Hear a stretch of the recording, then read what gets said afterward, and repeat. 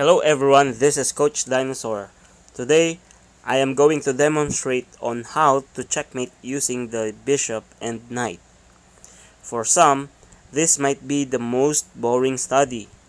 As you know, the queen checkmate or rook checkmate, you did not realize that you become a better player in using the queen or rook in a game, because you have known the foundation of using queen or rook checkmates. The same goes with bishop and knight. As you master this endgame, you will be a better player in using on how to utilize your knight or bishop in a game as you learn the foundation. On the starting position, in this endgame, king, bishop, knight versus king, first, you need to know where you can checkmate the opponent king by the color of the bishop. So here, the white squared bishop can be used to checkmate the black king on a white squared corner. So in this position, the A8 and the H1 are the possibilities where white can press the black king. The same goes if this bishop is on the dark squared on the dark square, you can press the king on the dark squared corner, which is the A1 and the H8. So in this position, we will be using the knight, bishop, and king to press the black king to the white squared corner. So in this position, we will be using king d2. Alright, so king d2, I will discuss why I play the king d2. Here, the king on d2 is attacking the c3 and the e3, which is very important, because on the next move, for example, the king will stay at the center and do not let the king to press the black king. Here comes the white's move. So there are two ways to make use of the possibilities. One is the bishop f3 and the other one is knight d3. Both are good, but I really suggest bishop f3 here so that the king cannot move on this square. And this is a very idealistic position, because for example, he still move in this king c4 to let the king stays on that possible square. So in this position, now knight moves on nd3. Again, this is a very good setup that I will explain further. So again, king moves on king d4, and now we have bishop c6. Here comes our pattern on how to press the king on the corner. As you can see, every time you encounter any positions, you just need to put the knight in front of the king, into which parallel to the color of the bishop. So if the bishop is on the white square, the knight should be on the white square in front of the king. Because why? If you see the position, the king cannot move in these squares, because this is the setup that can stop the king from moving around. So the same goes if the knight, if the bishop is on the bishop d6, the knight should be on king e3, or you can also put in on knight c3, but of course it's better to put on the center, so that you can plan on how you can press the king to the correct corner. So again, we will be attacking the black king on the white squared corner, the a8 and the h1.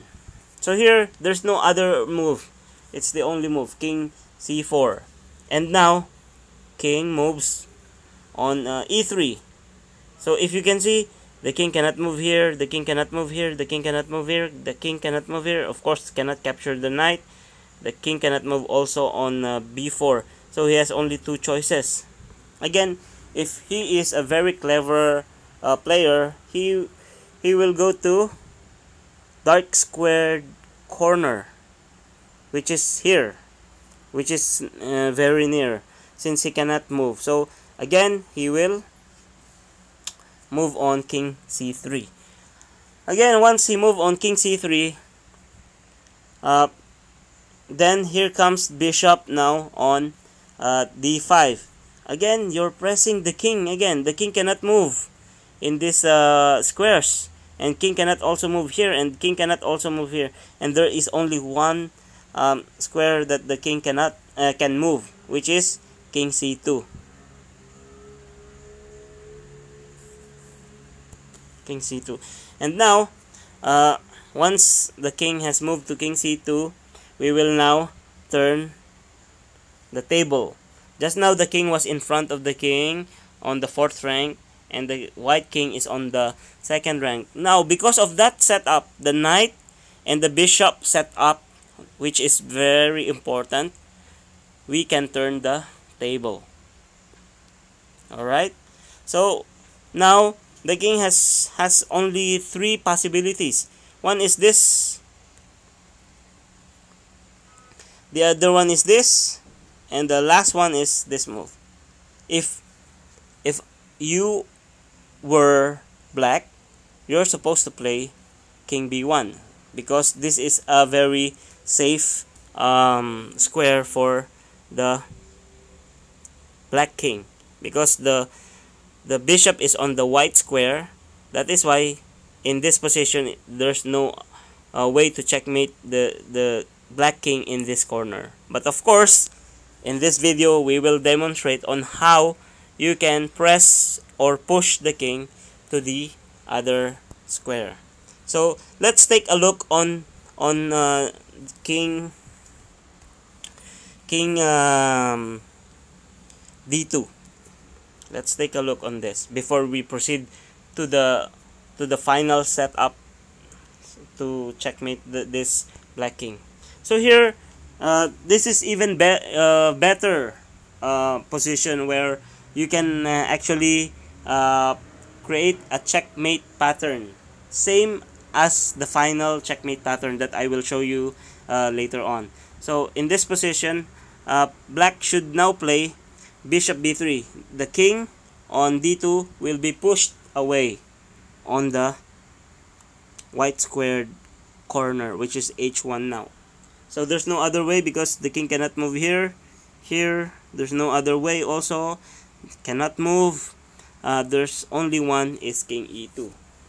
So once king e2, this is same setup in our positions that we will study later on. So once the king move on e2, then the knight now stands, move back. It's like opposing to the black king. Alright, so now this setup will be used and we'll discuss further. Alright, so that you can easily understand the pattern of this checkmate. Again, if the king moves back, alright, if the king moves back, then here comes the knight f3. Again, if the only way for black to continue is king c1 already. Why? Because if he moves here, it's really an easy task for for white to checkmate the king. So let's take a look on this position. So now here, after king e4, and after that, of course, there's no other way, only this move. Black can also move here, but it's even better for white to do such move. So now here is a king f4, so that the king cannot move on this square. So here, black's king wants to escape from d3 square, and now here white stops. Of course, in this squares, the king is guarded by the bishop and knight. That's the very use. So if you see the pattern of the knight and the bishop, it's also the same thing as what I have discussed, the very first move order. The knight should be on the white square, so that the knight will be attacking the dark square, while the white squared bishop will attack the light square. Alright, so king has only two choices. One is here on f1 or in king f2. So if, for example, he plays king f2, so here you go. So the king is pressed again, and now the king moves here. Alright, and now the knight now will go to nd4, because he does not want to let the king to stay on king f2. We will talk about it further. So for example, he moves back again, then now knight c2. This really is attacking the square, escaping square of the black king. So king g2, and now again check, king's move back, bishop f3. Now the bishop and the knight has exchanged place. Have you noticed that? The knight and the bishop has just exchanged square its place. So king has to move, and there's only again two moves, two ways. So again, there's a king g2, and here comes king g3. Again, this king cannot move, so there's only one way. And again, bishop e2 is moved, and the black king has only two choices. So if the king moves here, and here comes the checkmate plan. Alright, so there's no choice. It's just a matter of technique. This is just a matter of technique. Check, move there. Now knight g5. Again, king moves, check, and checkmate. What a very good discussion, and I know that you have get something new to the pattern. As I have mentioned earlier, that as you know on how to checkmate using the bishop and knight, you will also improve on how to utilize the usage of the bishop and knight, or how you can manage to properly use the bishop and knight, whether it's in opening, it's in middle game, or it's in end game. So we will discuss further. Okay, let's go back to the position just now, because as I have mentioned, after this check, we have discussed that this move, which can be checkmated easily on the pattern of we have discussed earlier. Now here, black will now play king c1, so that he can go to the safe square. We call it safe square. Why it's a safe square? Because it is opposing to the color of the bishop's square. So if it's on the white squared, again, your black king should go to the dark square. If it's on the if the bishop is on the dark square, of course you go to the white square. And if your opponent does not know the technique or the theory on how to checkmate this king with bishop and knight, then you can easily draw the game. You will always the opponent will run out of moves and will turn out to be a 50 move rule draw. So let's proceed. In this position now, king moves on king c3, and of course there's only one move, king b1. So again, we will have now this move order: knight d4, king a1, because the king is safe here. And now this is the second and final pattern that we will discuss on how you can checkmate the black king or the lone king. Of course, in this position, just remember the pattern. It can be done in many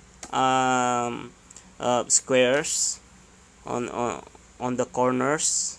Yeah, you can set up this kind of formation, and you can easily checkmate the black king as you learn the theory today. So of course there's only one move, king b1, right? So here comes what we call waiting move, because we want to move the king press to the white squared corner. So now here comes the bishop waiting move, bishop c4. You can also play this. You can also play whatever diagonal from this diagonal. Yeah, you can choose whichever square you want to play. But of course I will choose this because it's just one move away from that square. So yeah. So now the king has to move, and there's only one way to move the king, is on c1. And again, bishop a2, attacking the b square. So there's no possibility that this king can be go back to the dark square, because he is already pressed. So now king moves on d1, and here comes the same pattern just now. You see, once the king move, there will be an opposition. It's not an opposition because it's not an odd number, but I call it the opposition to knight. This is in this bishop and endgame pattern. So every time we will be using a zigzag. We will discuss later on the zigzag first. So one theory is the zigzag. So if the king, there are two possibilities only, is to king move on e1, and another one is king c1. So let's study king c1. So in this position, now again, if you can see the zigzag move here, did you see the pattern? So it's a check. So king has no choice to move to king d1. So again, opposition, so that the king on d1 cannot move to second rank. So he has no choice. Move there again. So now again, we have here king e3. So the king will always run to the dark squared corner, but white can stop the plan. So it's a check. Alright. So after this, king moves here. Again, waiting move. We have a waiting move. Then the king goes up. Did you see the pattern just now? From here, move to d4, e2, and now, since the king moves here, another opposition to the king. Right? Remember that? So now, if the king moves down, again, knight g2. So again, you see the pattern here, knight d4, knight e2, knight f4, and now knight g2. You see, you can see how you can manage to use or utilize your knight in this checkmate ending, and your game with these minor pieces, the bishop and knight, will be improved. So king f1, again, there's no way out. Again, here comes again king f3. There's no other move. Again, we have here king g3, king f1, and now check.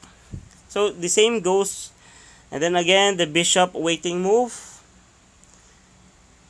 and here comes again knight. Now it's not anymore this position because this is the final zigzag move, and now let's move to knight f4, and after that, you see, it's the same pattern that we checkmate the king just now, because the knight was on g5 when we did on the second rank plan. So king h1, there's no way, and checkmate.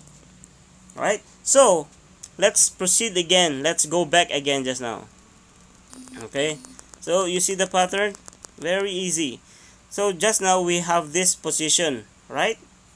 So again, let's have some pattern again. Bishop c4. Again, you can also move diagonally here, because it's just waiting for king to move on c1. So that's the trick. So bishop goes back. Again, king d1. Again, opposition. So just now we talk about king c1. Now we will show you what if the king moves on e1, right? So no worries, the king will escape. The king will try to escape here, right? So that's his evil plan, so that you will end up planning to checkmate again the king, to press to the white squared corner. Again, king d3. So if king moves there, of course the white king will chase the black king. So wow, now looks like the king can run, huh? Looks like the king can run. So king will run on d3, h4, going to h8. But here again, the zigzag move, you see this? You will use that zigzag plan so that the king can be checkmated. So now again, the king moves up. He wants to escape. So again, it's either he plays here or king moves up. Bishop now moves to e6. This bishop to prevent the king from moving on these squares, and this squares is well protected by the knight on e2. So there's no way out. It's only two squares left. So again, if the king moves here, here comes the king. Okay, let's talk one by one. So if king moves here, it's very easy. Now bishop moves to d5, stopping the king from moving around again. So again, the king moves on e1, and here all right, so king will escape again. What do you think? Check, you're right. So king moves. You can also play this, as long as the king cannot move to c2. King will move to e1, and again we have bishop c2, so that the king cannot move to d1. So again, we have here king f1, the same pattern that we have done when the king was moving king c1. So again, the same pattern from here. When the king moves on f1 and everything is in place, the knight moves create opposition to the king. Again, this is not really the opposition thing, but this is the opposition pattern for you to learn how to checkmate using this setup. All right. So there's two ways. I will explain example this. This was discussed just now. It was so easy, right? So king moves, king f1, check, again here, check, and checkmate, right? So now we will discuss a different move from check, from here. What if the king moves on g2? The same goes. The king will run to the king, right? Again, if the king moves back, the knight stops the king from moving on e1. And here, if the king moves to this corner, it's just an easy way. Again, you can use this knight on g2. Again, same goes. King moves down, king g3 opposition. So king f1, and here comes again the same pattern with the same all over again, and checkmate. Okay, what if just now? What if he plays here instead of king g1 that we discussed, which can be responded by this king move? And if king moves on h3, again there is bishop f5 check, king f2. Now we can checkmate on the other side, right? But it's just the same planning. Check and checkmate. All right. So did you learn something about this? Okay, let's go back to the position again. The very first position just now. The very first position again. We move here, and then king d4, bishop f3. We will create a pattern called big L shape, something like that. When the bishop is on the white squared, the knight should be in front of the king on the same color as the bishop. If the bishop is on the dark square, the knight should be behind the king on the dark squared also. So since white bishop is on the white square, the knight should be on the white square in front of the king. So again, we talk about in this position where we have turned the table down. Again, we discuss this position just now. Again, if the king moves here, just the same thing will happen, right? So move here, right? Same goes. And now this position. I hope you enjoyed this video, and you can practice this at home over the board, so that you can fully learn on how to checkmate using the bishop and knight. It's not actually boring if you know the theory. It will give you more knowledge, and you can easily understand on how you can also utilize the usage of the bishop and knight in the middle game and opening, or even in this kind of end game. Thank you for watching. Kindly please click the subscribe button with the bell button pressed, and we will give you notification for future videos. Again, thank you for watching.